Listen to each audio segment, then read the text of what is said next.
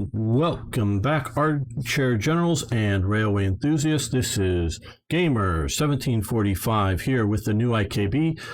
Say hi, IKB. Hello, everybody. And we're going to be playing Railway Empire and talking about the development of Britain through rails. And we are exploiting the Welsh coal fields. And IKB has a few words to say on that while I add in another train station here. Okay, now, Welsh coal, especially to those who have possibly watched a certain Thomas the Tank Engine episode, is known to be basically extremely good steam coal for raising steam in steam locomotives, because a lot of it is actually anthracite, which is, pretty much as close to pure carbon as you can get from a coal. It's, it doesn't have a lot of the sort of impurities and stuff that you get in other coals, so it's quite, it's for something to run a steam locomotive on. It's a good choice, basically, because it gives you an awful lot of energy per ton or per kilo of coal. Mm-hmm. And it's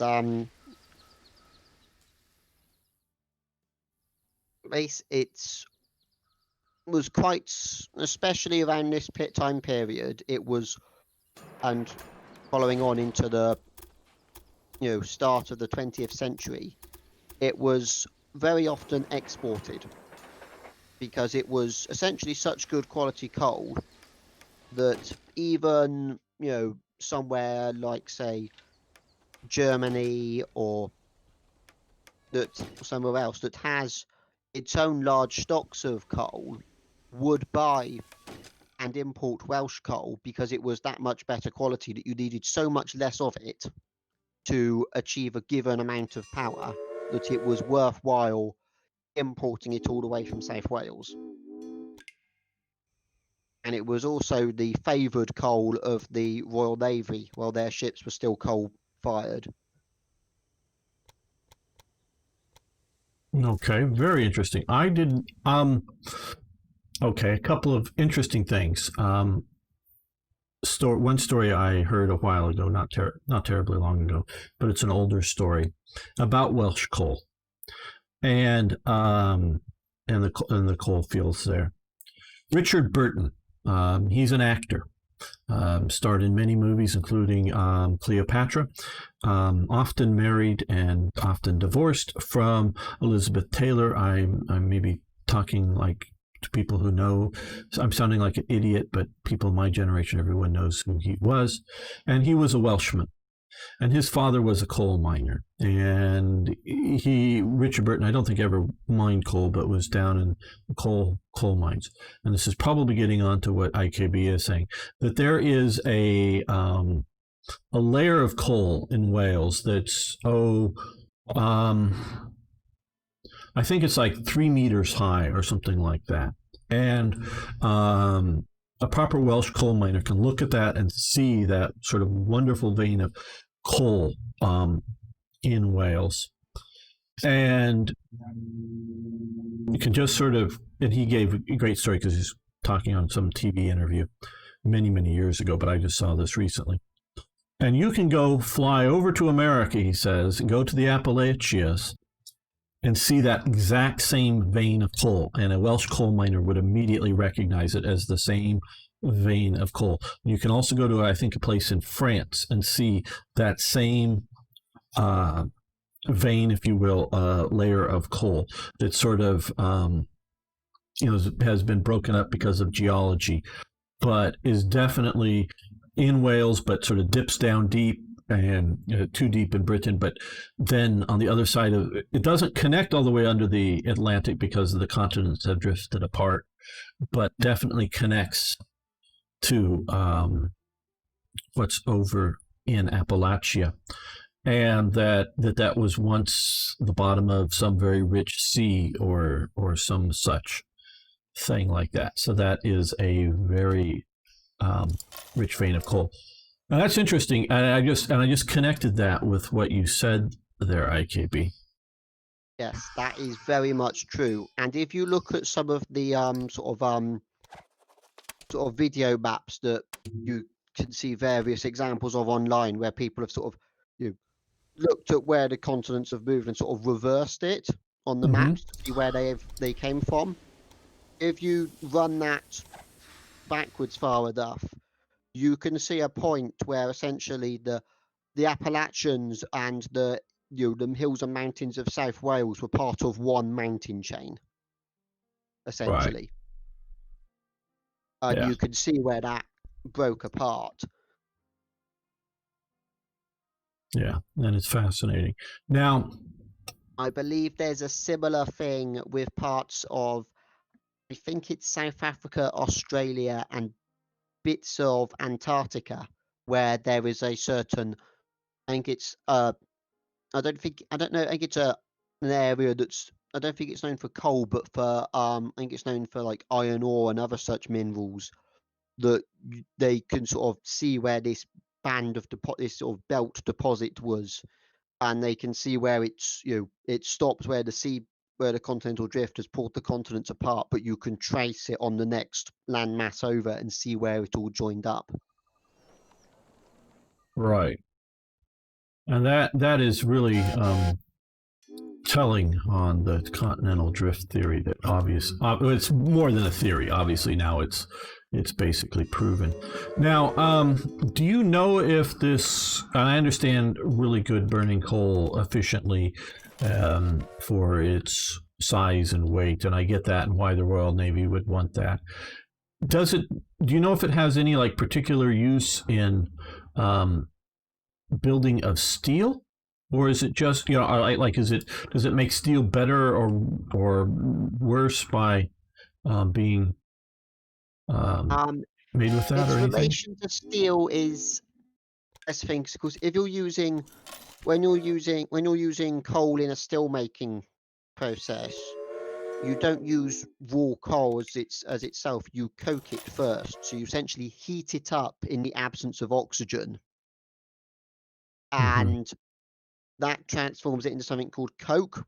Right. And what that does is that heating process drives out all of the stuff that isn't carbon, Okay. literally all of it. So what you then get out is essentially pure carbon, and the the amount of weight loss that the coal undergoes in that process is dramatic enough that when you see railway wagons that have been built to take coal, and then you look at ones that have been built to take coke, the ones that have been built to take coke, especially in places like America where the loading gauge permits much higher built wagons, the ones that have been built or adapted to carry coke often have had the sides extended much higher because the Mm-hmm. coke is so much lighter that to get the amount that you can cram in, the amount you can carry in one wagon before you would start having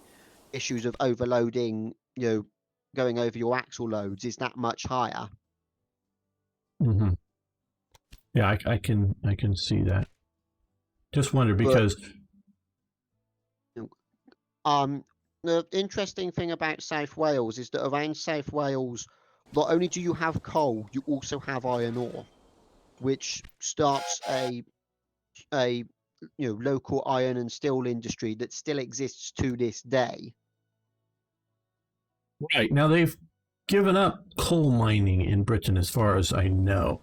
Have There's they? still a little bit of it going on, but it's a lot of it is now instead of digging deep shafts to go drilling deep shafts into the ground to go down looking for coal, or digging into the side of a mountain looking for coal, they're now looking more at the we're just going to chop the top off the mountain method. Mhm. But there is, I believe, up in the northeast of England, they are actually thinking of opening a new coal mine specifically to supply the iron and steel industry.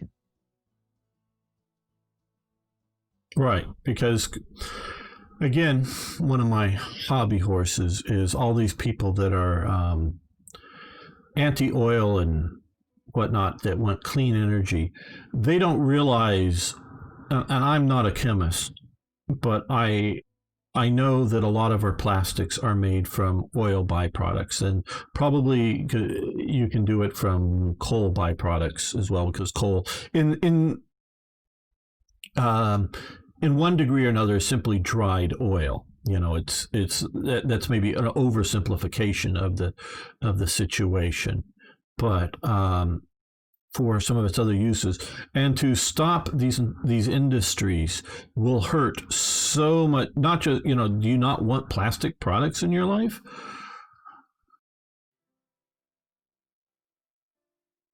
And so it's more than just fuel for transportation. Okay, now we have a bonus of 400,000 if we were to connect Cardiff to our rail network.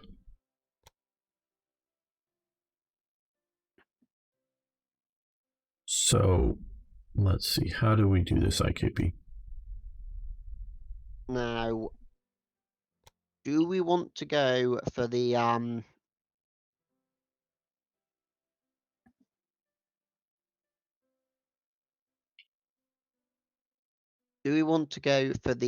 tunnel underneath the Bristol Channel, or do we want to go for a bridge?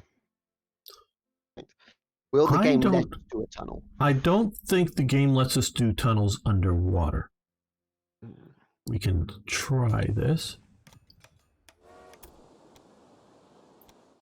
Let's just quickly see with...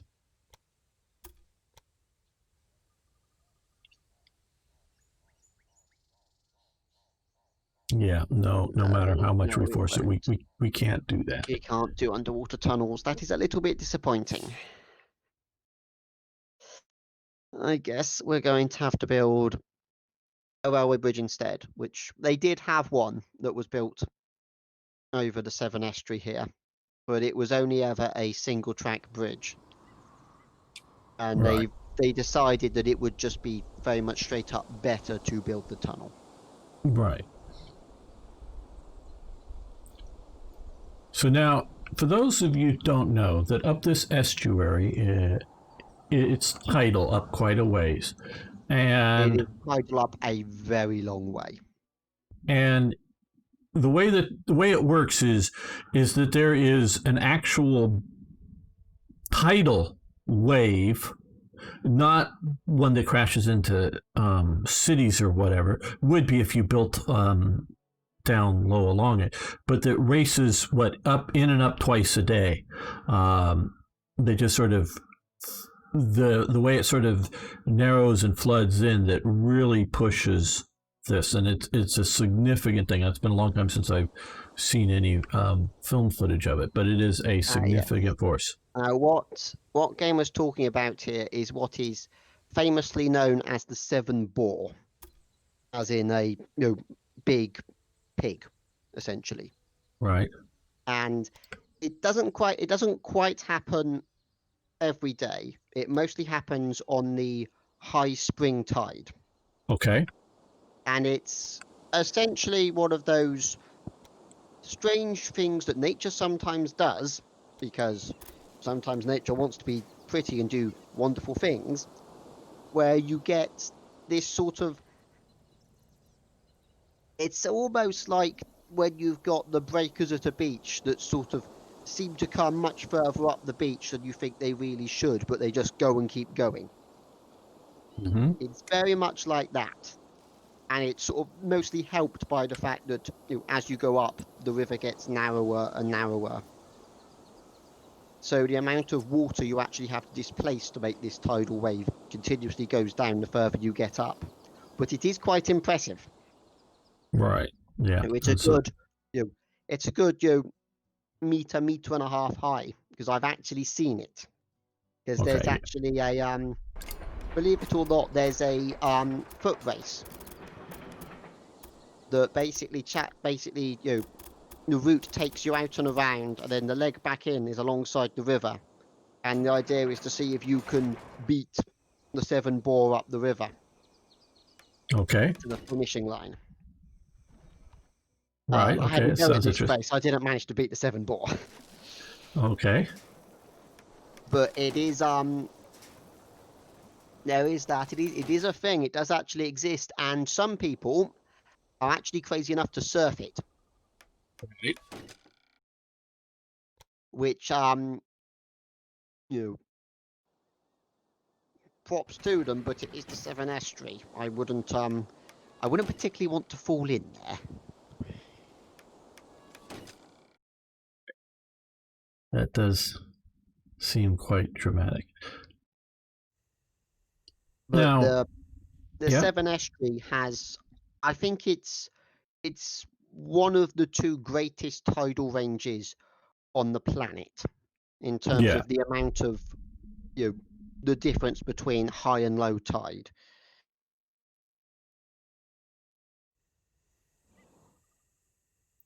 Well, building these bridges cost us quite a penny here, but we got this to Cardiff more than it was our bonus, but we wanted to build it anyways. Yes, we are now connected to Cardiff.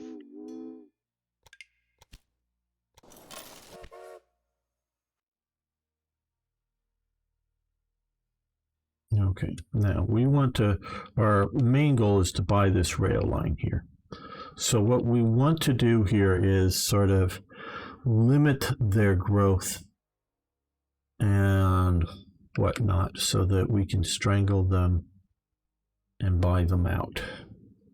Because our task here is Don MacLeod's company, which somehow the Scottish name gets translated into an Italian mafioso type attitude.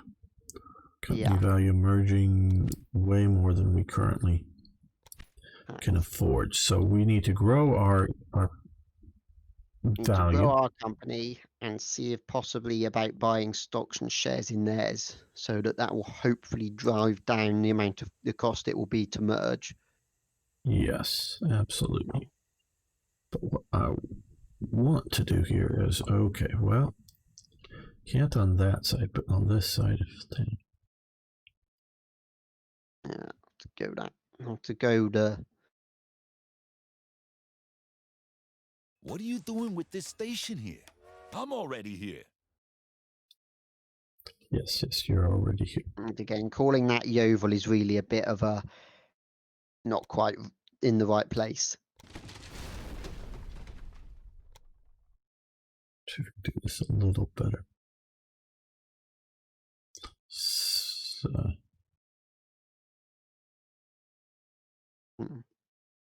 okay, let's.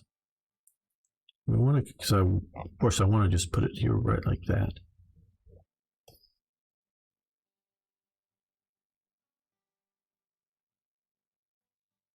What are you doing with this station here? I'm already here.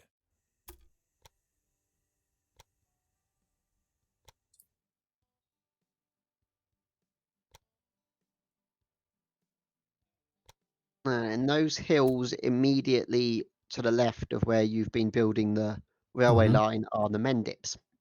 Mendips? Those are the Mendips hills, which are famous for being filled with caves, and that's also where Cheddar Gorge is, which is where the famous cheddar cheese comes from. Ah, right. Okay, so we can do a deeper cut here.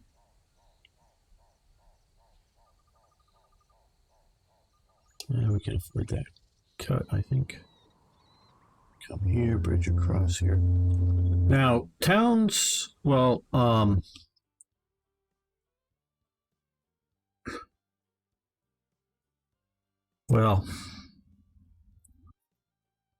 is that the correct position for Bath? That's about right for Bath, but there should really be at about where sort of the mouth of the river is. There should be Bristol and Avon. Right.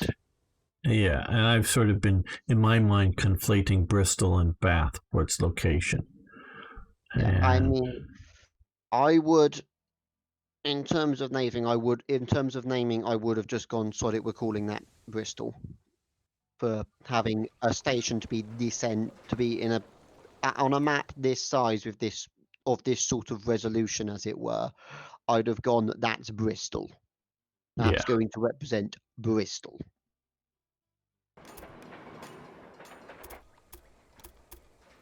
And it really should have, that should be representing Bristol, and it should have a harbour.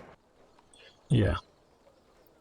Now, Bristol is up the river ways from the ocean, sort of at the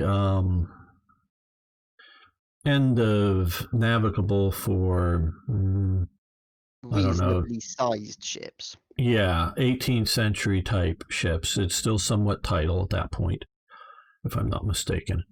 It is still definitely tidal, which is why you have the Bristol floating harbour. And I am sure that it was also the sort of last place along. What's this river again here, IKB? I believe that would be the Avon, I think. Avon, right? Yeah, but the last place that it was easily bridgeable or fordable before, in times way past. Yeah, definitely. Because after Bristol, you hit the gorge, right? Which the Clifton Suspension Bridge crosses. You hit Clifton Gorge, and it isn't until about this sort of time period that you start getting the technology to throw a bridge across that. And so just straight up. And so the town grew up there, and because I've again read a lot of historical fiction, or I have read. Let's change this, and get rid of this one, I think. And that in the 18th century, how much effort it was to get a ship up into the harbor. Basically had to be towed in, with your rowing. Yeah. You couldn't sail it into no, definitely not. It's I've been around that part of the country, and you're not sailing a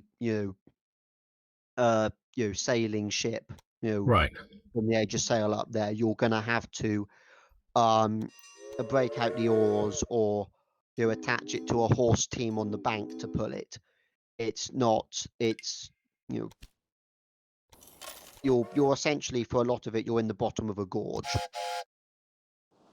so you haven't got the room to arrange your tack against the wind and stuff like that. Right. You might be able to ride up on the tide if you get things bang on, but that's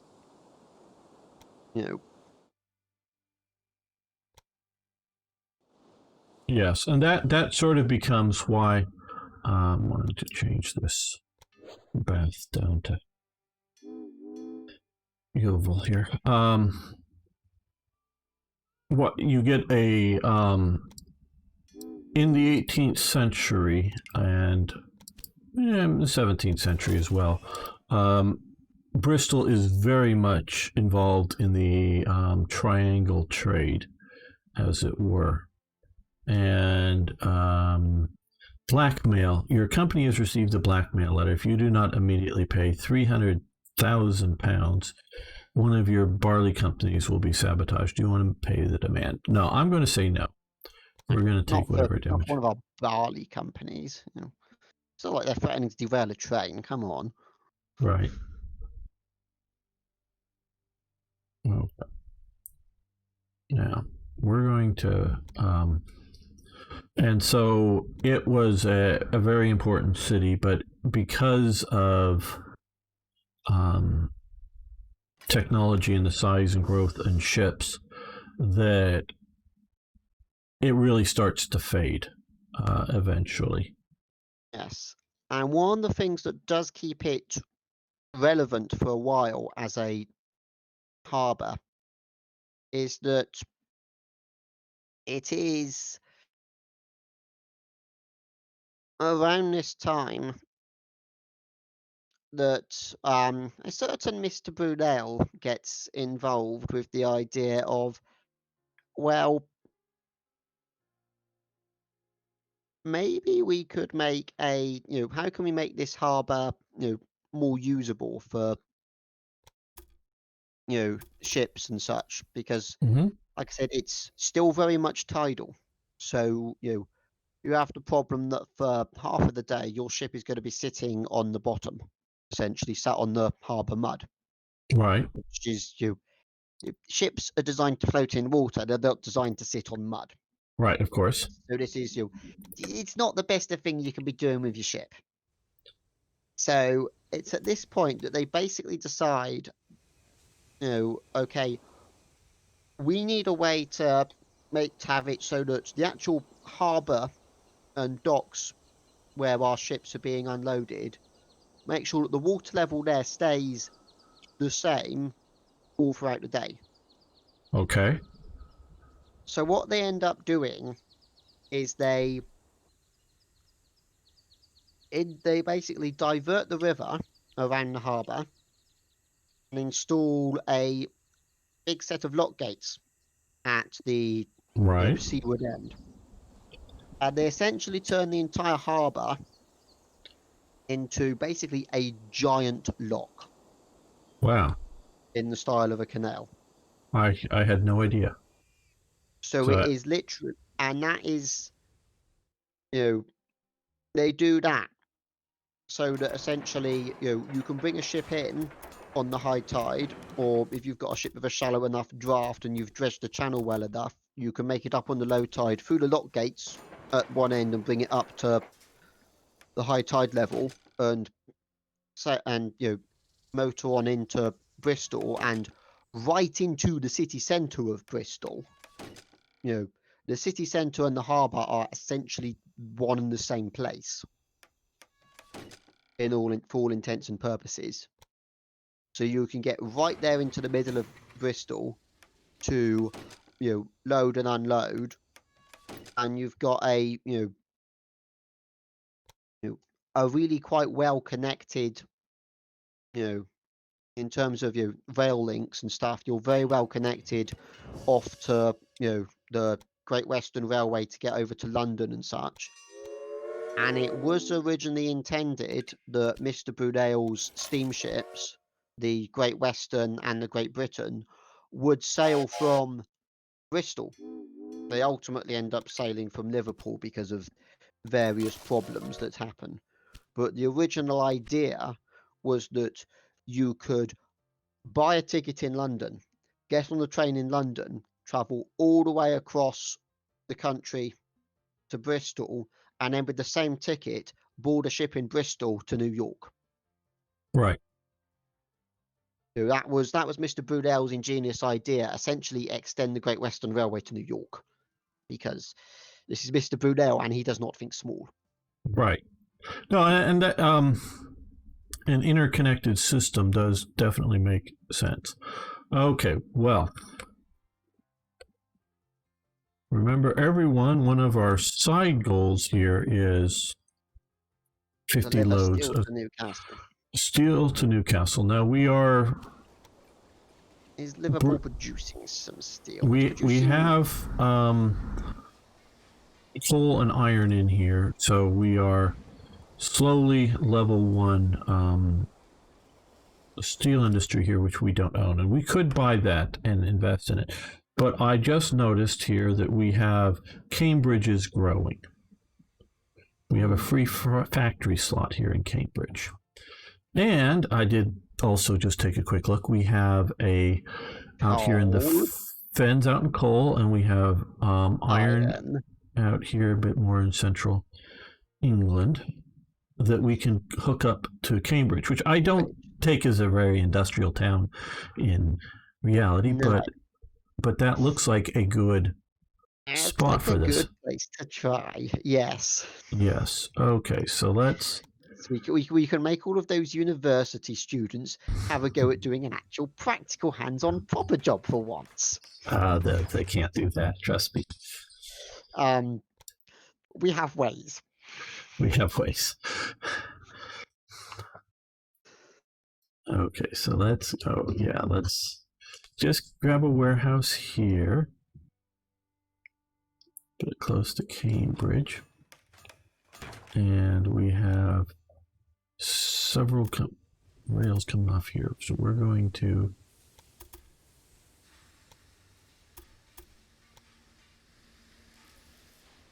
Well, let's see if we can lower the... Oh, okay. There we go. Right off of there.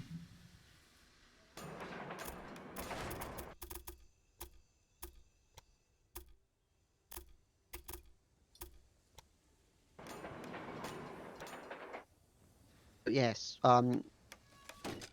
At some point when the current, when the current situation is over, I can definitely recommend to anyone, if you're in the UK, either living here or visiting, that Bristol Harbour and city centre of Bristol in general is a good place for a day out. There are lots of museums around there. It's a good place to go for a day out. Lots of museums. You're very close to the main shopping district. It's a good place to go for a day out. Yeah, I've never been to Bristol. I've been to Bath. Bath is a very picturesque town. Bath is very picturesque. It's also very expensive to live in, as a couple of my friends can attest. Yeah, and I don't doubt that. And I would like to visit Bristol. I have not done. Quite honestly, I have not done the sort of south of England well.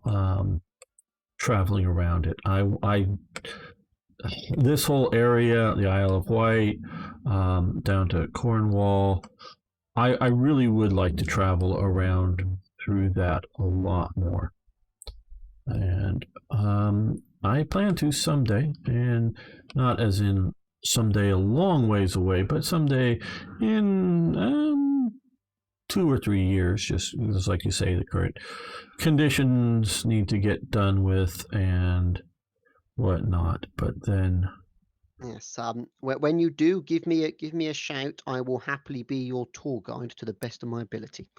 That sounds wonderful. And because of my, shall we say, YouTube career, if you will, however small it is, I do hope to advertise to some degree my traveling around, and if nothing else, do meetups with people at, in Britain, a pub would be appropriate, or something like that, to where we can get together, have lunch, whatever, and talk a bit.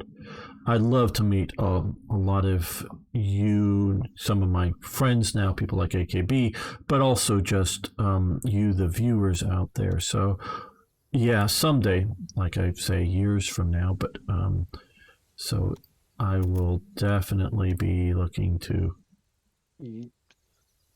advertise that I'm going to go and where I'll be roughly, and see what we can do. Okay, this is not looking very favorable. No, I think we need to I think the eastern side of the bridge needs to be lifted up. Yeah, I think we also just make it straighter across the river here. That's quite a steep. Yeah, 20 degrees is, especially with these John Bulls. Especially with these locomotives. Okay, there we go. That looks a lot better, yes. Yeah. Okay, a lot of bridging. Come here. Okay.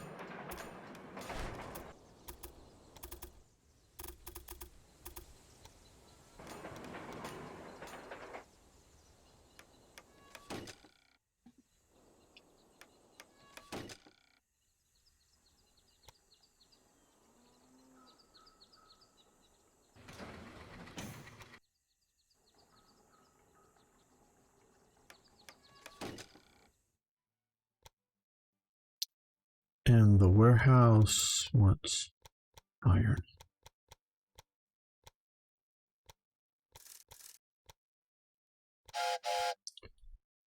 And we're going to bring it on.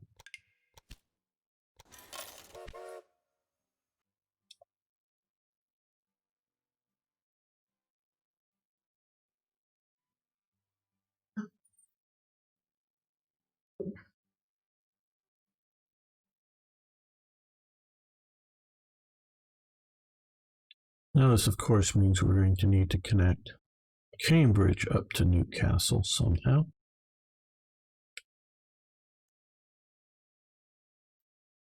Mm-hmm. And here is our spot beneath these rainy clouds.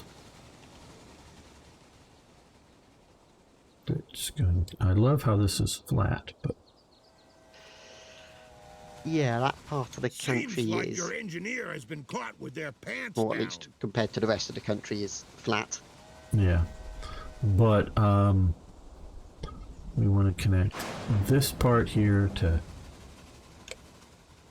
this part up here.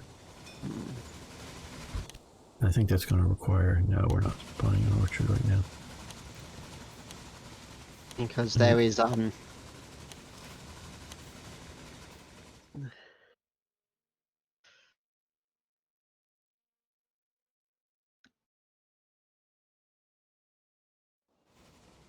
think it was a few years back. I remember this was back when I was part of my local running club, and I was, quite often getting involved in, running races and stuff. And I was running a race around Bath, and it was, placed along an old railway line, and I consider railway lines to be flat, regardless of how uphill or downhill the railway line is. Compared to the rest of the terrain around it, a railway line has to be to a certain degree flat, Right. because there's only a certain amount of a hill that a train can climb. A train will only go up so steep of a hill. And knowing that this was, it was a route that I'd run a couple of times, so even though it was technically uphill, it wasn't quite steep enough to notice, at least to me. But there was a family who had come over from near where Arno lives in the Netherlands, and they thought that route was extremely hilly and very steep. And they were shocked when we told them that by our standards, that is flat. Yeah. No. What was it I was watching? A 1950s TV serial set in New Orleans in the post-Civil War era. And you can tell was some of the outdoor scenes were filmed in California because of the amount of hills and how dry.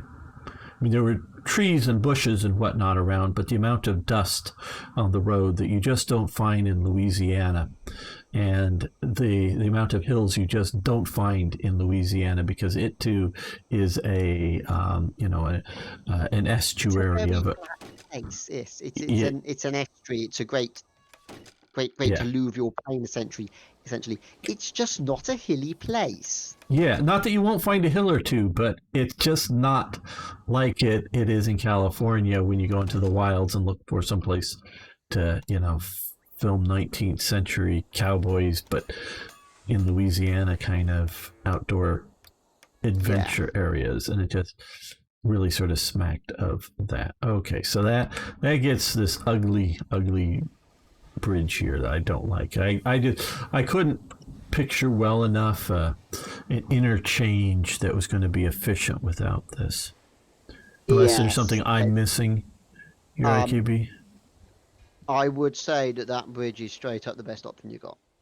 The only other thing it would be, and I thought about this, but come over here and hook in this way, but I don't know. Nah, I reckon for a straight shot that bridge is probably your best bet.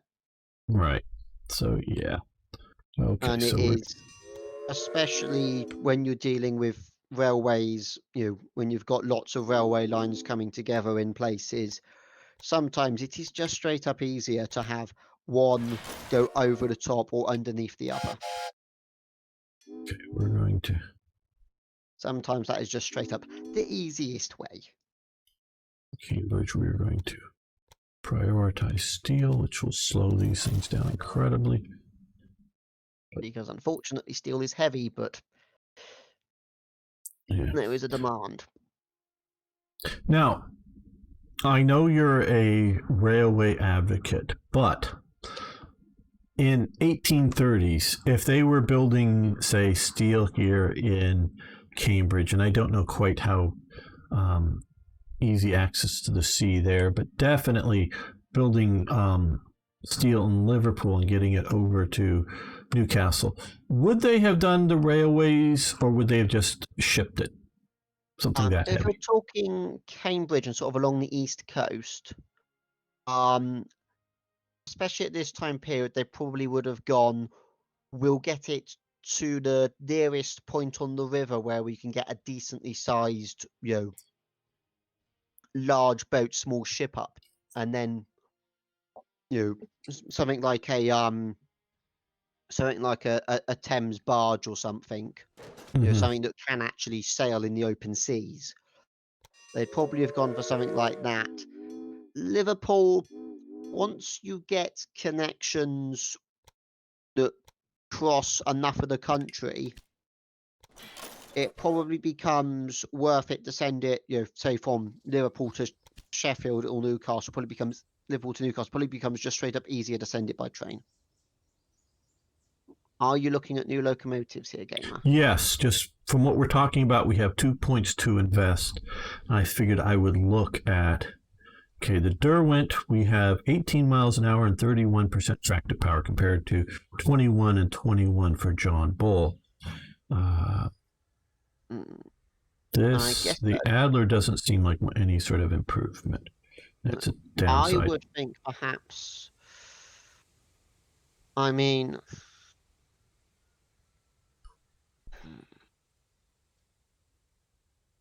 because it's 3 miles an hour slower. This would definitely probably pull the steel better. Yes, I would say we should probably go for a... Jarvis the Firefly here is fast, but very weak polling, so that would have to be the Firefly limited. That's built for the Great Western Railway. That's a Great Western Railway broad gauge locomotive that is designed for the Great Western Main Line from London to Bristol, which was so flat that at the time they referred to it as Brunel's billiards table. Okay. Because it was that flat. Now, if we wait, because if we can wait and get our Firefly to try to deal with passengers and mail, basically, and that type of thing, and then come down here for 3627 for mixed suitability, or that may be the better thing to do. Or do we want to spend on some of the other bonuses around here? Yeah. We see if any of those give us any benefits, maybe help us make more money. Yeah. This path here to get cheaper production, especially bridging, is, I think, very beneficial to do.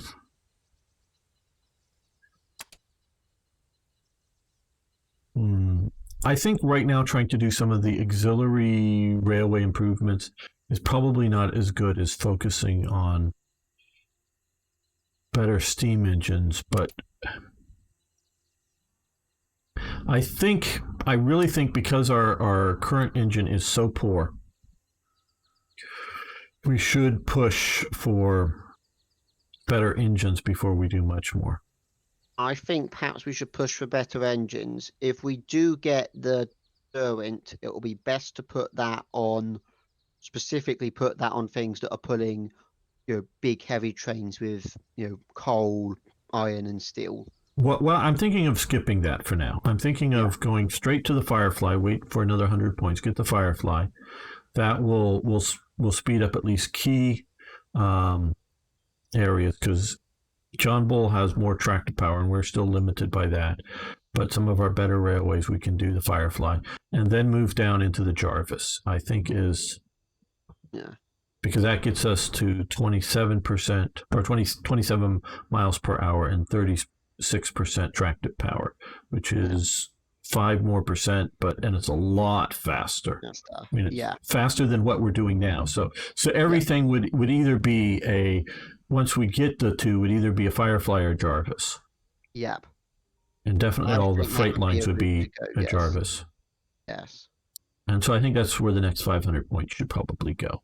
Yes, because and then we can look at expanding or cheapening our production costs. Yeah, because that Jarvis is definitely a sort of an American style of locomotive, very much from the look of it. Okay. It's got the what makes what makes you say that? Because it's first you've got the chimney and smokestack. You can see where it flares out at the top. Right. The spark arrestor, because it's a lot of American locomotives. You burned wood, which of course produces a lot more sparks, so they end up with that big. It's the reason why the traditional American locomotive is this big wide funnel on top that has a sort of this fine wire mesh across it to catch the sparks, stop them setting things on fire. Right. And it's also got the you can see the sort of two little carrying wheels at the front. Mm-hmm. And then the driving wheels at the back, and that essentially gives you sort of a 3-point suspension, because you've got the two driving wheels are essentially on a solid axle. Mm-hmm. But then at the front, where you've got the sort of little little leading wheels, that's going to have more of a sort of a ball and socket joint almost. So that will give you a bit more room to accommodate sort of lateral movements. And that's essentially there to sort of accommodate. It ends up being a common thing that starts off in America and then sort of develops into the typical American locomotive, where you've got 4 little carrying wheels at the front and then 4 driving wheels. Okay. And it's essentially to give you sort of this sort of 3-point suspension effect that is essentially there to accommodate the fact that a lot of American early railways do not have the same standard of track quality that you find in the UK and Europe. They're a lot more cheaply built with a lot rougher track. They don't go to the full effort of making sure the track is nice and smooth and level. Mm-hmm. And because it's therefore much more of an uneven ride, you need this sort of you need to effectively create this sort of 3-point suspension so that you stop the locomotive from essentially shaking itself to pieces as it bounces along over the track. Okay. It basically helps keep everything on the rails.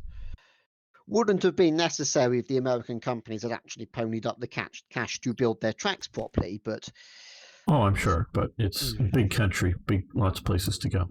Yeah, I guess a big country, obviously have to you've got to drive rails an awful lot further to get anywhere, so you've obviously got to make economies where you can. But as someone whose job is keeping the track level and in the right places, I really don't like it when people make a mess of it in that way. I'm sure. Okay, we just noticed an expansion here, which I'm not pleased with. Don McLeod has expanded out here. Fortunately, we got our rails in early enough so we didn't have to build over them. But I've just dropped another useless station over here to keep him from moving into Southampton. So he is now locked in. Hopefully to. Ooh. Yeah. Can't get to Oxford. Well, I'm going to spend the money. This is a bit of a gamey trick, but we're yes, probably worth it to make sure that the yeah, London already has 2 stations, so expand. Yes. And we'll also throw one up here in Cardiff. Yes, I dread to think what sort of abomination of a bridge the AI might decide to build across the Severn Estuary there. Yes. Because so, no. Yeah. So we have this locked down. I also put in an extra station here just to keep him locked down, keep us into. I mean, having an extra station in Barnstaple makes sense because Barnstaple ended up having about 3 stations. Right. Because it ends up being a bit of a big junction town, essentially.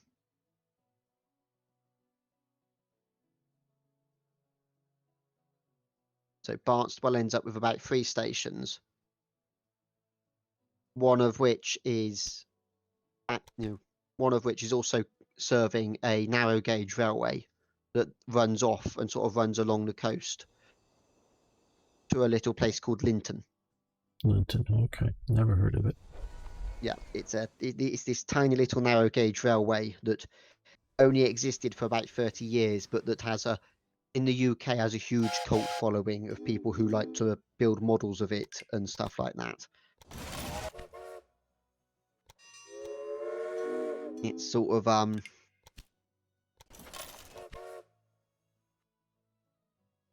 it's one of those railways that just sort of got itself a cult following by being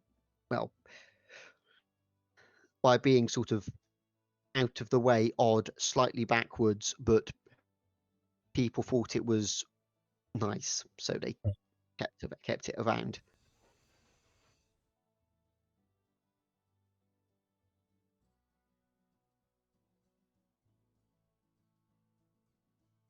And then, What is our steel production going on up here? Okay. Getting some steel, lots of coal, lots of iron. That's good there. Getting some steel, that's good. Are we actually getting any steel up to... one train did leave with a load of 2 steel here. There we go. We're up to Newcastle and some ham. We're up to Newcastle. I am looking at this map and seeing if I can spot Sheffield. Sheffield was the steel city. Yes, Sheffield Steel. That is definitely a name. I don't think there's a Sheffield here. I don't think there's a Sheffield. I guess because it is down in this area, is it not? It's around this area. Yes, around. I'm guessing Liverpool is probably about Liverpool and Manchester. That's probably they've probably done about their best with getting vaguely the right geographic location. But Sheffield is, Sheffield is where stainless steel comes from, and I'm pretty certain that some of the cutlery in my parents' house is actually marked with Sheffield stainless steel. Right. Yep. Certainly some of the stuff in my grandparents' house is. Yeah. Oh yeah. No, I know of the name for sure. Okay, we're getting a little bit of steel being produced already down here. Now, we're going to expand. And can we afford? Yes, we're expanding this. The steelworks to maximum here in Cambridge.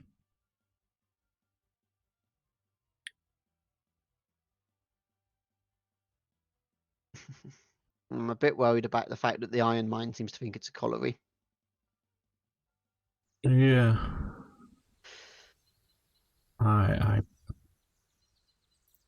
don't understand. I know this is a German company who publishes this game. I don't know if they're for sure the makers of the game.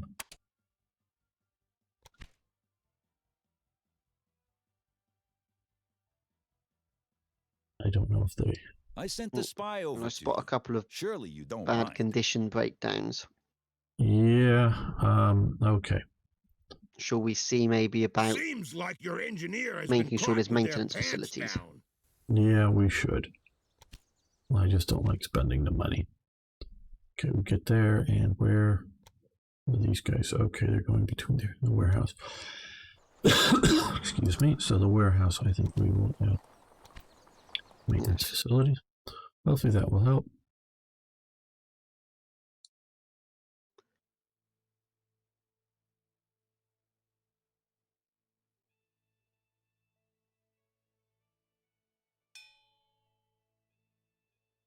Let's see about buying some stock.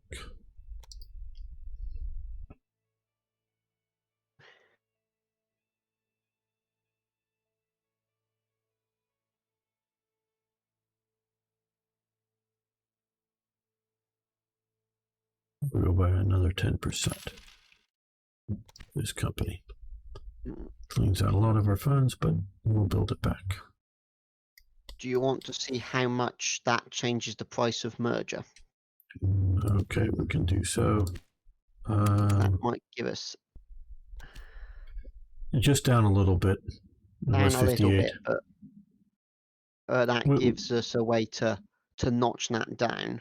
Yeah, we can. We can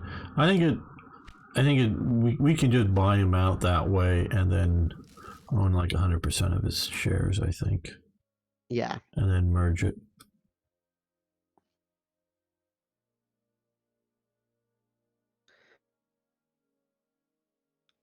Now, of course, one of the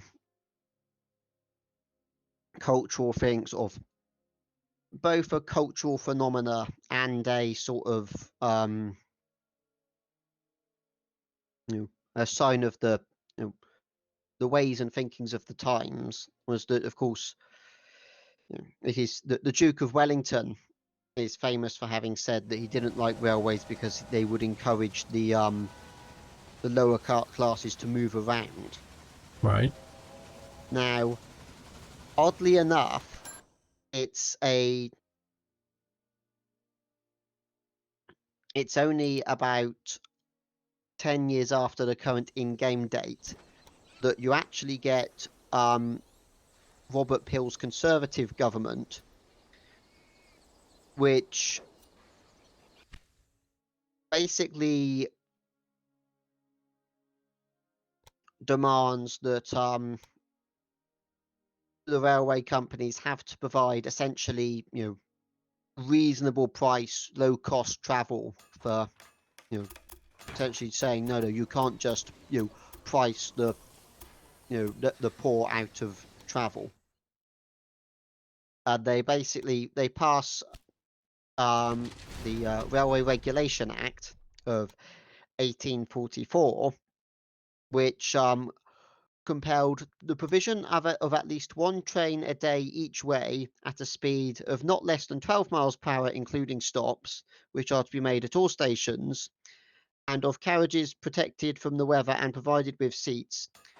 For all the luxuries, not more than a penny a mile might be charged. Okay. Now, when you say luxury is penny a mile per charge, I don't quite understand that. And that's basically saying the idea that having protection from the weather and seats at this point for third-class passengers counted as luxuries. Okay. And having a train that was going to it was basically mandating that there needed to be available travel for the working class, so that the working class could commute into the big cities to get to the factories and the dockyards and other places where they would be working.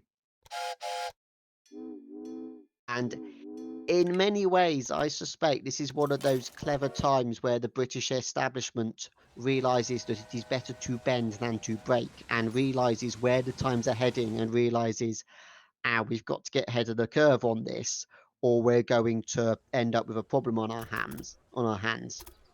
Right. Because at this point, you've got the cities ever endlessly growing and growing as they attract more and more people to work in the factories, to work in the textile mills, and so on and so forth. And you very quickly run into the problem of overcrowding and the fact that there is just a limit to how many people you can squeeze into however many square miles around a place of work people can reasonably be expected to walk that distance into work. Yes, people seem, to like to want to live close to each other.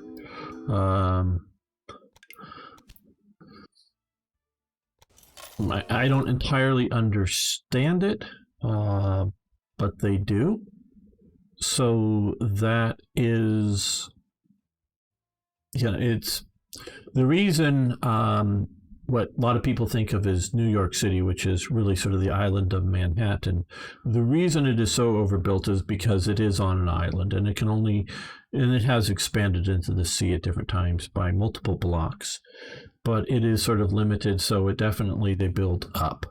But you can look at other places that there is definitely a certain density level that humanity wants to have.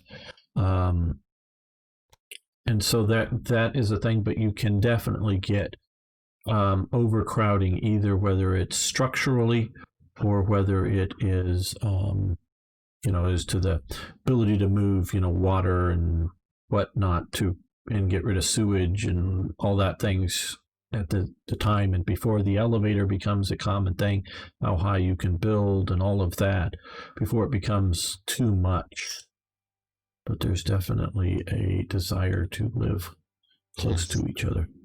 And so this, another thing that is also sort of spawns at about the same time is the idea of the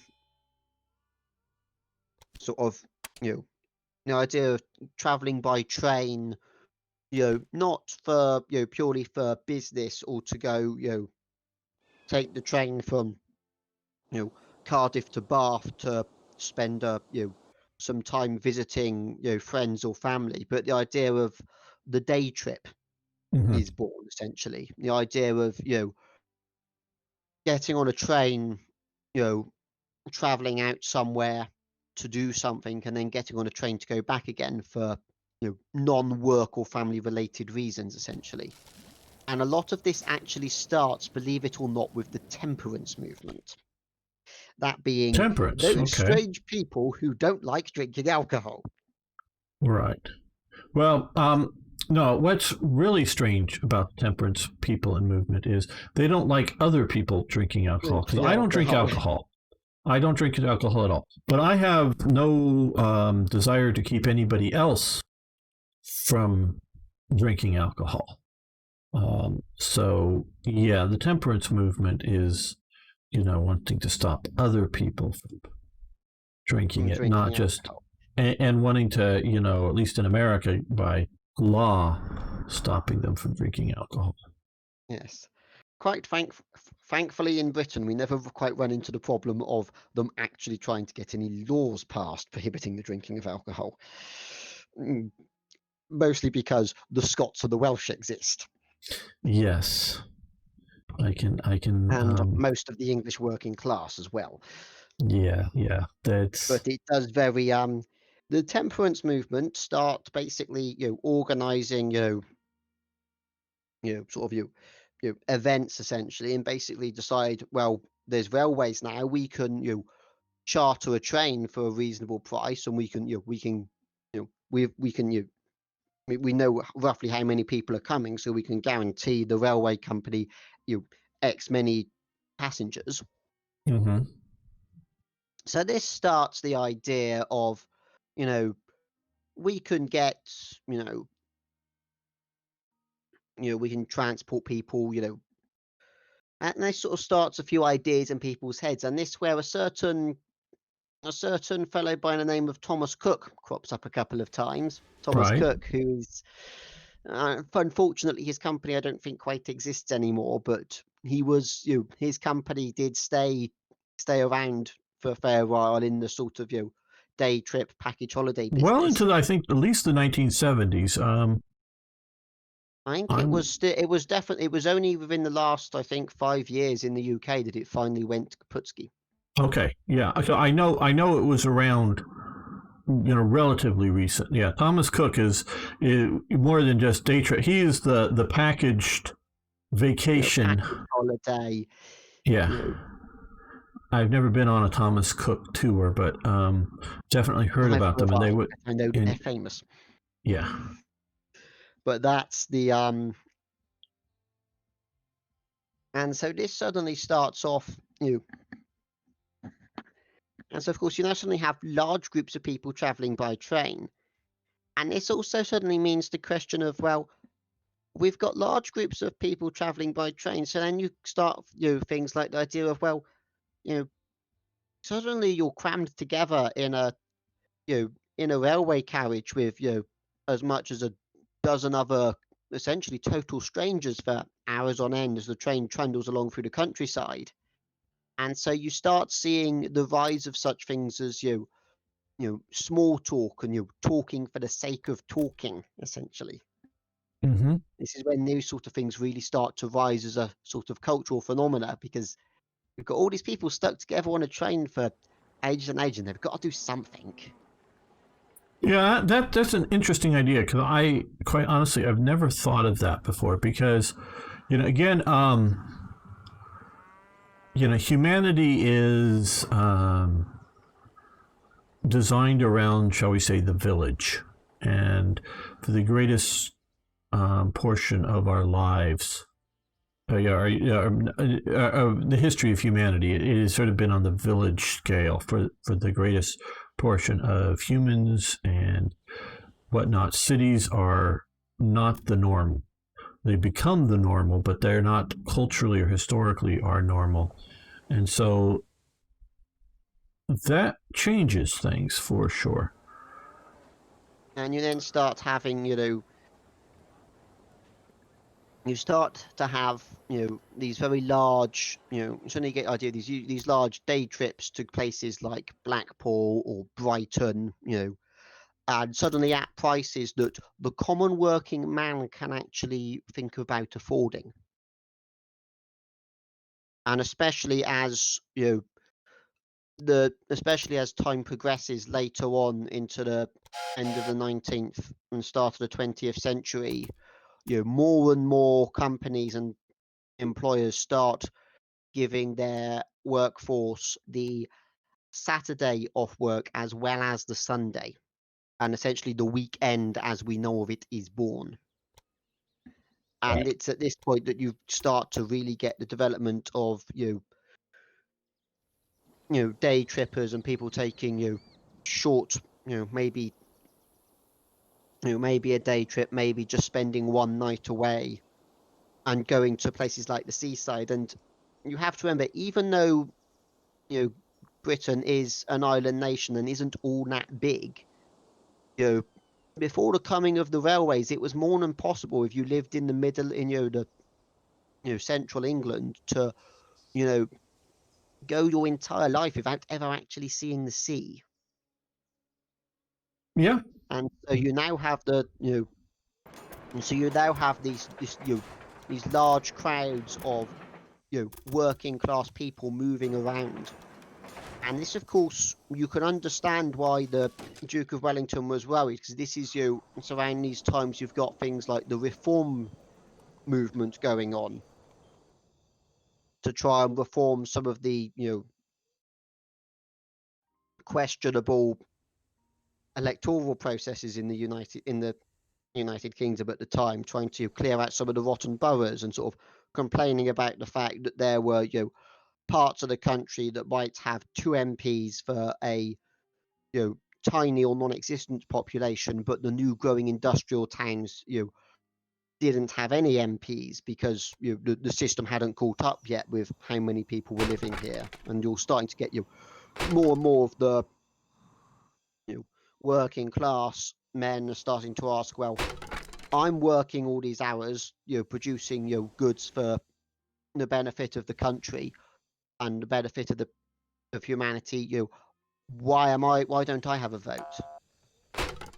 And so you start to see the start of things like the Chartists and other such movements, large working class movements, the beginnings of what becomes the Labour movement. And at this time, things like the French Revolution are very much fresh in people's minds. Well, that's Wellington, of course, which Wellington, is, of course, thinking that, and Wellington And so you can understand how having large crowds of working class people moving around, going on day trips, starts to make people worried.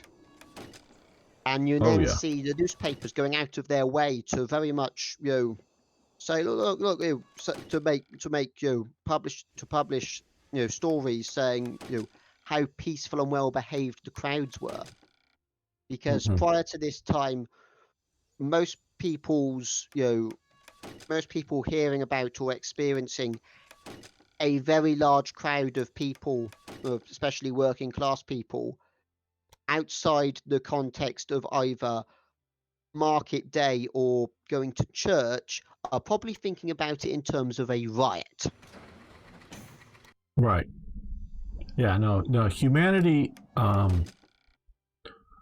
is an interesting topic, and one thing I've recently become aware of is Asians, and I'm particularly thinking about Chinese and Filipinos, and it may be other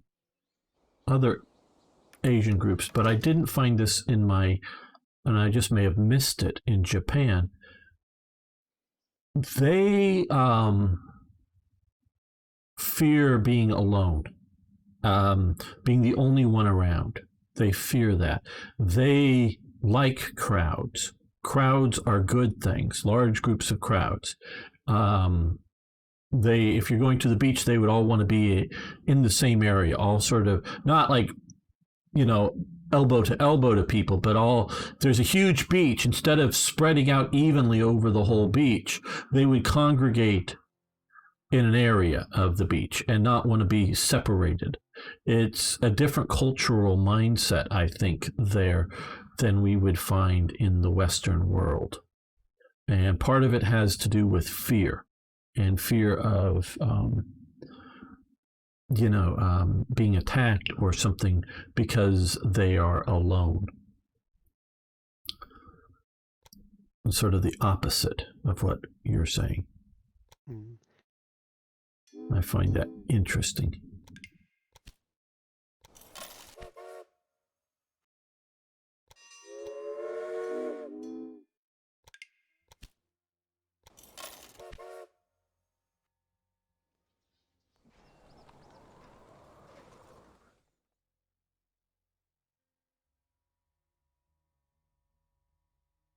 Mm.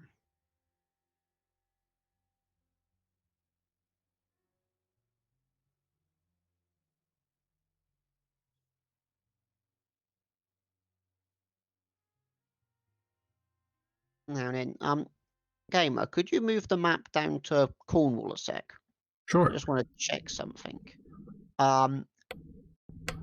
Right.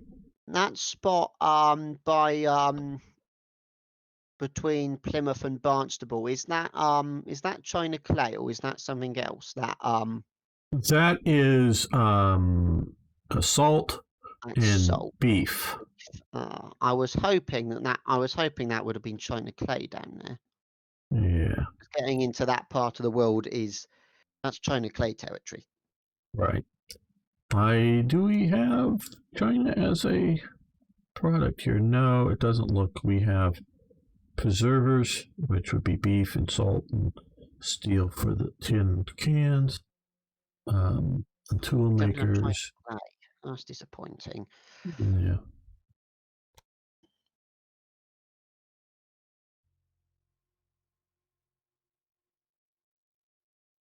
But yes, that part of the world, especially the other side of Plymouth into Cornwall, is famous for China clay. Right. Okay.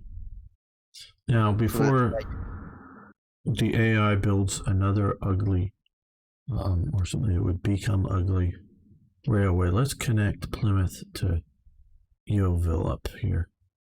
Mm-hmm. If you don't want me to string you up at your new station, pack it all It's in. a shame we don't have. It's a shame we don't have Exeter modelled on here. Whereabouts is Exeter here? The next river east from Plymouth on the south coast that you can see. Right. Okay. It would be up on there. Would be Right. Exeter and Exmouth. And then just down from that river along the coast is where you have the railway running right along the coast at Dawlish.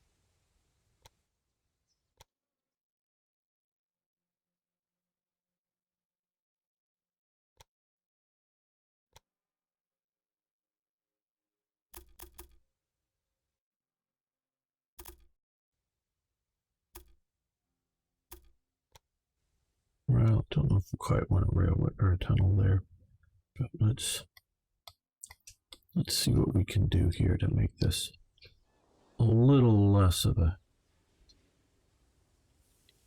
hill climb.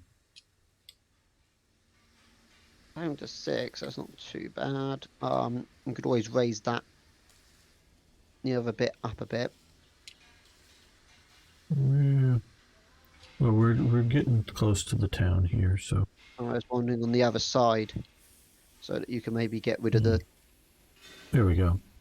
That looks better. Yeah. Okay. 1% grade here. 0, 4, 0, 5. Okay, so I think if we lower this by, there we go. That's better. fairly And straight. It's fairly good, and then into Plymouth with a nice terminus station. Yeah, I'm using terminus here just because there's nowhere else to go. Yeah, and it just fit the geography better than a through. Yeah. Because through would have been nice if we could have looped it, you know, around this way, but it's not enough space. I have to admit, it is a shame that this map is sort of been done at the scale and resolution it has been done, because there is, to this day, you know, a railway connection all the way down to Penzance, and well, we do have a fishery down here that we may connect up. Fishery down here might give us an excuse to build down there, but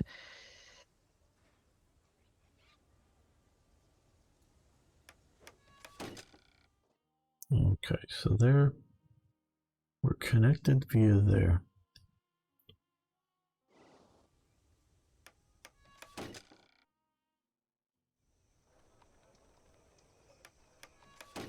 Now let's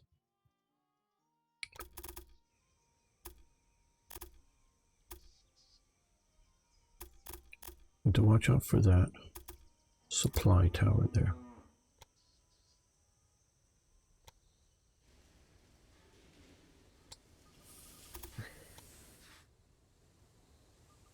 Don't know why it wants to default so often to tunnels, but you get a lot less.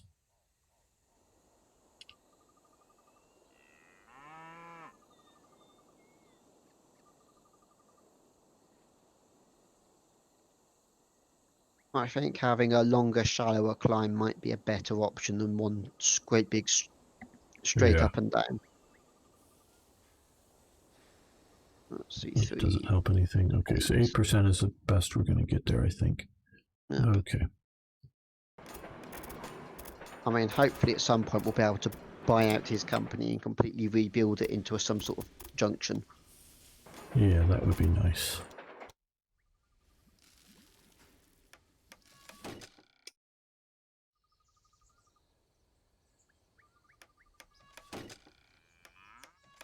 In the meantime, it does look like a very nice sort of triangular route that you could have going from Barnstable to Plymouth.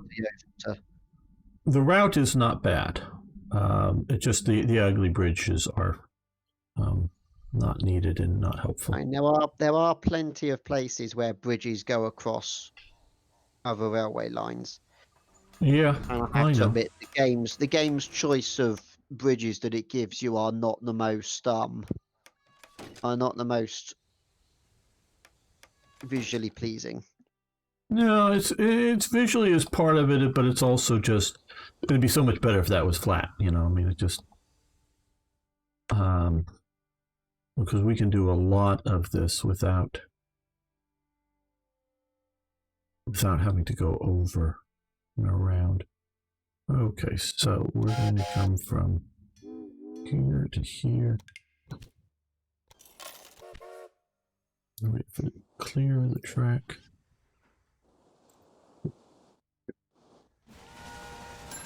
We're going to have to start expanding some of these stations soon.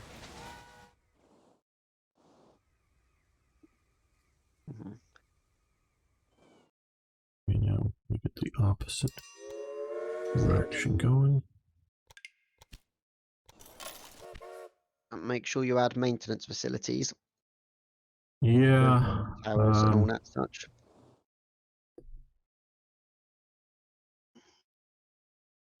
Yeah, let's put one down here, I guess.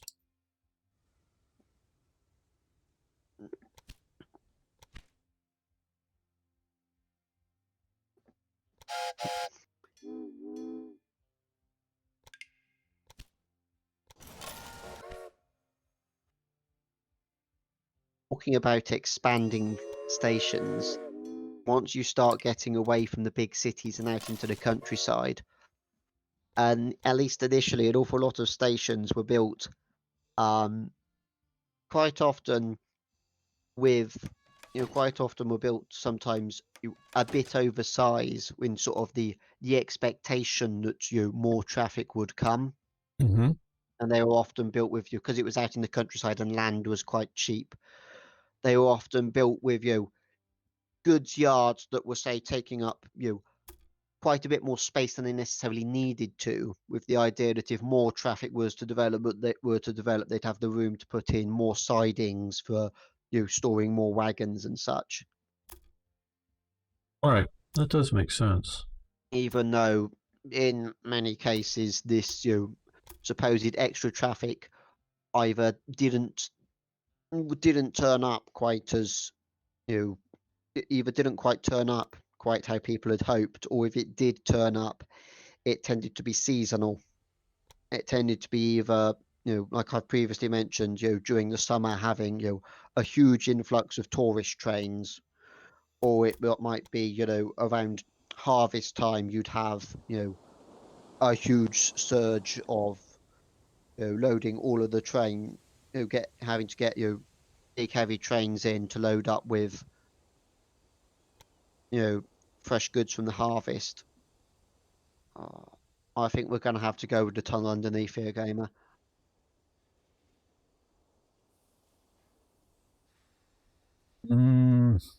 Gamer not happy.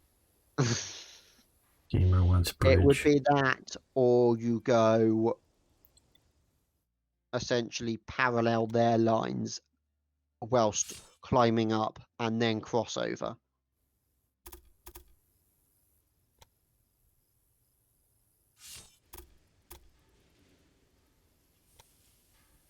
I think that's what we'll have to do. Because yes, this whole ugly thing just upsets me.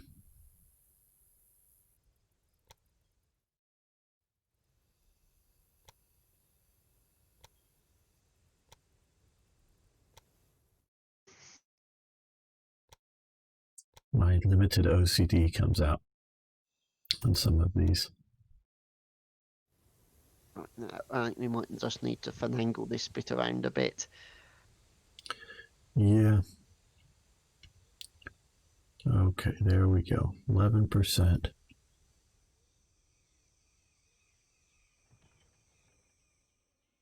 Okay. There we go.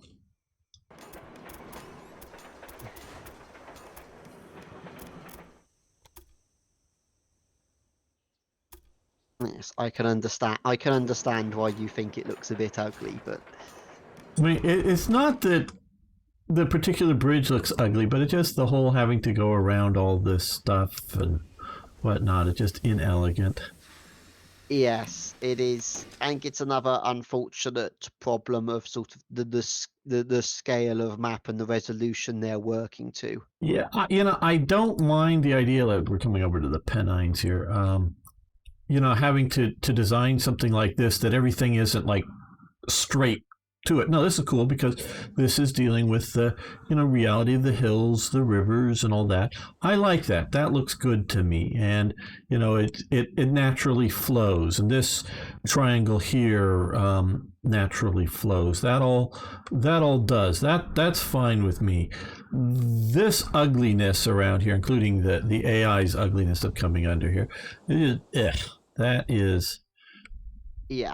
Not pleasant, because trust me, I could have developed something here with a large train station, sort of like he did, that could connect. Unfortunately, I may not be able to now until we buy it. Connect all of these three up and still get it just enough over here, get this to come sort of straight over level here, and then have these connected up to here, just nice and flowing and designed that well. The ultimate problem with this does look cool. You get down to this level, a lot of this, whole system of tracks looks really cool. Yes, it is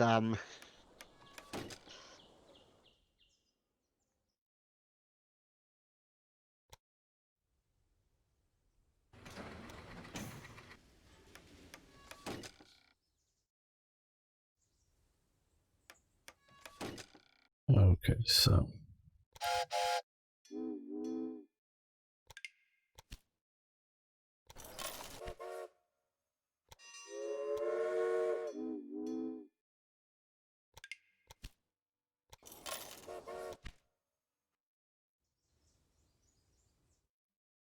yes, I think we might need to definitely think about upgrading the oval.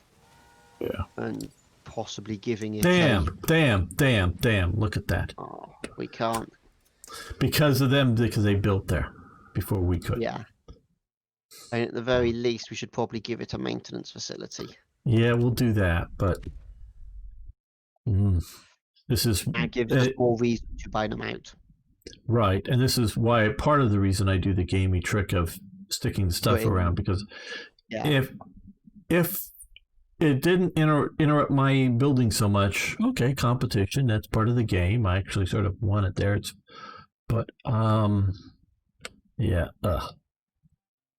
because if it was just sort of like down here in Plymouth, that we both had train stations next to each other and wasn't that disruptive, I'd be okay with it. But this BS of doing this stuff, this bit of ugliness does look a bit. Yeah. And it almost reminds me. Oh no. First steam locomotives in use. Where is this? I believe that's in Germany. Oh, Bavaria, yes. Ludwig, okay. You don't look so dangerous to me with this train. Yes, we've started exporting steam locomotives to the Germans. That'll only go well. That'll only go well. Yes. Okay. So we have new engineer who's made it. So let's see. We have some long routes here. Where is our Cambridge? Here, Cambridge steel going north. We already have a guy who's good on maintenance. Though he's having breakdown bad condition because this station does not have maintenance facility, and we will add one. Let's look up here. You can have an engineer who improves maintenance situation. Someone who pays extra attention to making sure that he oils all of the right parts of his locomotive. Yes. Yes, that is the one problem with steam locomotives do need a lot of maintenance. Okay, they need more iron coming in. So let's add a crane and hopefully that'll help. If they need more iron, does that mean that we might even need to think about upgrading the iron mine? I don't know that we have the money that we want to buy the iron mine now. Yeah, maybe that's the thing. How much is it producing a week? Okay, starting bid 800. Okay, I think we can win this auction, but it's going to take a lot of money. Okay, we're going to do this. I bet you we'll get a couple of bids, but it probably won't go more than 2 million. Didn't even go up at all. What a stroke of luck for you that nobody else was interested. Okay, now 500,000 and 1 million. There we go. Get it to level 3. And we need to make sure there's maintenance on there somewhere. Yeah. Because we put it at the warehouse end, I guess. Yeah, just in case if we're bringing other goods here, we can do more. Trains in one station.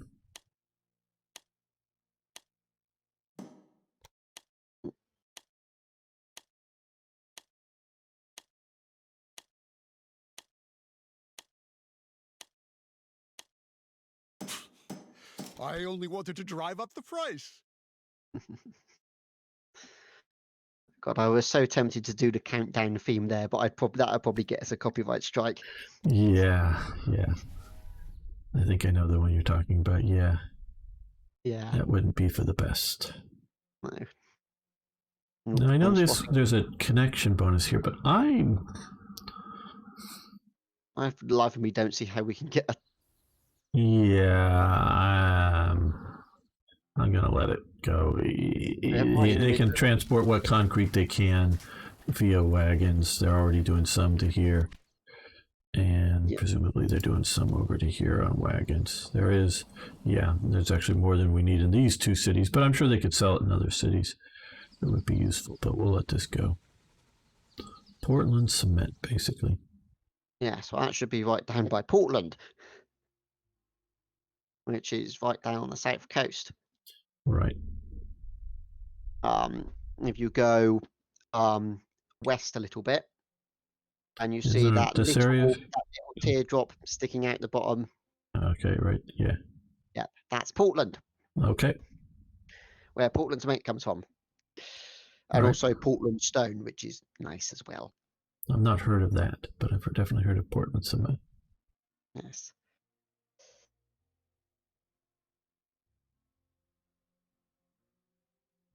Okay, so we're getting build up. We're getting closer to neighbors. I'm spotting a few more bad condition breakdowns, which makes me think we need to go putting down more maintenance facilities. Yeah, I'm sure you're right. Where's your path of movement? Okay, between there and there. We'll add it here.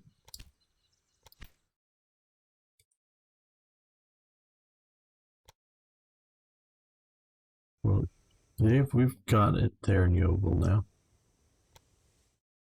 And up here, we'll go with Carlisle definitely should have one. Yeah.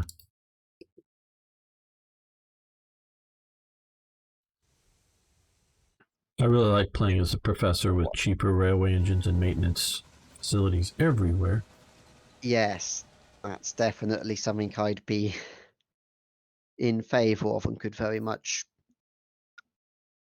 understand.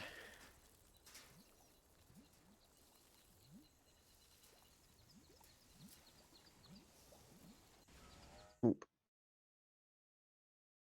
What are we doing? Okay, we've got 2 delivered steel so far. Some work on trains going on now. Up to Newcastle. And actually, one's breakdown right outside of Newcastle that has a bunch. Yes.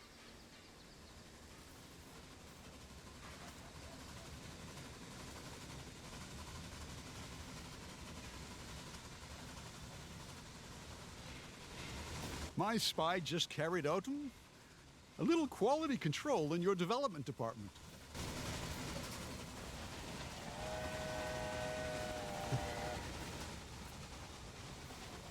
Just so you know, I needed toilet paper.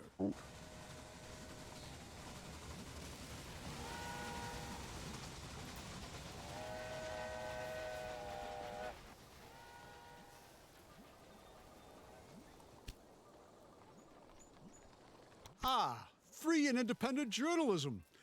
A cornerstone of our nation. Oh, a bargain. I have to snap that. Someone's buying shares in something. Yeah, they're buying shares in us. Yes, Do you think maybe? Do you think maybe it'd be worth? Well, we own 24% of them. Let's.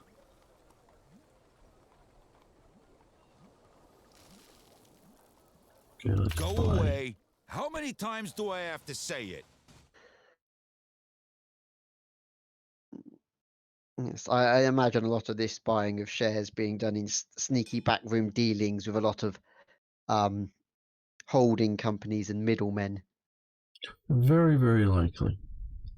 to make sure that no one actually realizes who is acquiring all of these shares.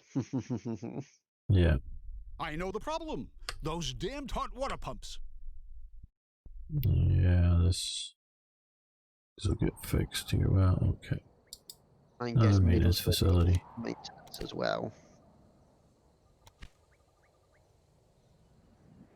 No, I don't think we want the meat industry in Aberdeen because that's a bit far out of our way at the moment. Yeah.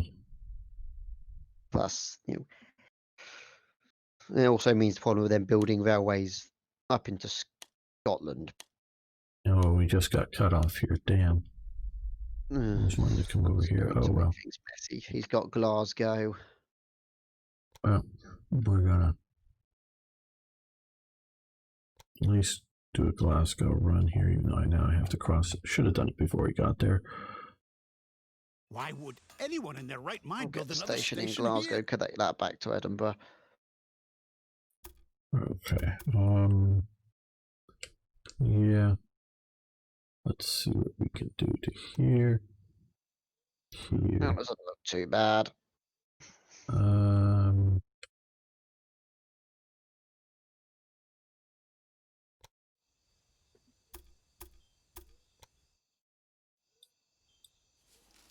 Yeah, I like just how that is. Now we can maybe pop this up by. Nope, didn't help.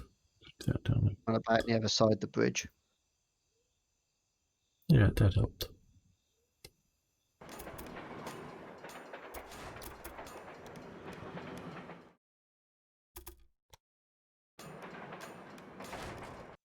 And make sure, I think we should perhaps just make it policy that we just start putting maintenance facilities everywhere. Okay. That's probably for the best. At the end of the day, maintenance is cheaper than repair.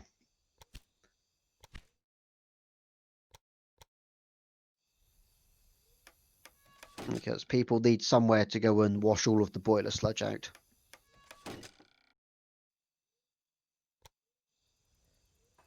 Because nobody likes boiler sludge. I'm guessing it's bad. I've never heard of it before, so. Yeah, it's basically all of the sort of the calcium and other impurities in the water that get precipitated out as it's boiled into steam. And every so often you have to clean the boiler out and you get this basically sort of calcite mud basically. It's not particularly nice stuff. Right. Not good for steam locomotives, and you've then got to find some way to get rid of it.